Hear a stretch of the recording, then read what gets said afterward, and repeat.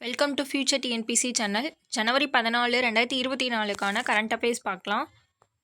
விளையாட்டுச் செய்திகளில் ஆசிய துப்பாக்கிச் சுடுதலில் ஆண்களுக்கான 25 மீட்டர் ரேபிட் ஃபயர் பிஸ்டல் போட்டியில் இறுதிச் சுற்றில் இந்திய வீரர் விஜய் வீர் அப்படின்றவங்க 28 புள்ளிகளுடன் வெள்ளிப் பதக்கத்தை வென்றிருந்திருக்காங்க. அடுத்து பார்த்தீங்கன்னா தேசிய செய்திகள்.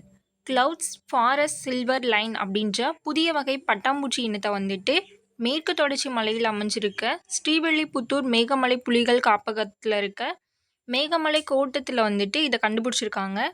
இந்த புதிய வகை வண்ணத்து பூச்சி 33 ஆண்டுகளுக்கு பிறகு இது கண்டுபிடிக்கப்பட்டது. அடுத்து பார்த்தீங்கன்னா இந்திய ரூபாய் 35 நாடுகளில் ஒப்புதல் அளிச்சிருக்கிறதா மத்திய சட்டத்துறை அமைச்சர் அர்விந்த் ராம் அப்படின்றவங்க அர்விந்த் ராம் மேக்வால் அறிவிச்சிருந்திருக்காங்க.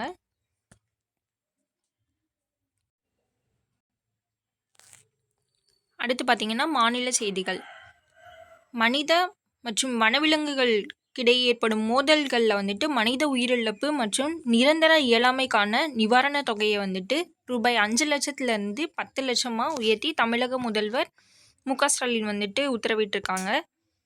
அடுத்து பார்த்தீங்கன்னா உயிரின மறுவாழ்வு மையம் கோவை வனக்கோட்டத்தில் உள்ள பெத்திக்கோட்டை பகுதியில் ரூபாய் 19.50 கோடி உயிரின மறுவாழ்வு மையம் அமைக்கிறதுக்காக தமிழக அரசு ஆணை வெளியிட்டிருந்திருக்கு. அடுத்து பார்த்தீங்கன்னா தூய்மையான நகரங்கள்.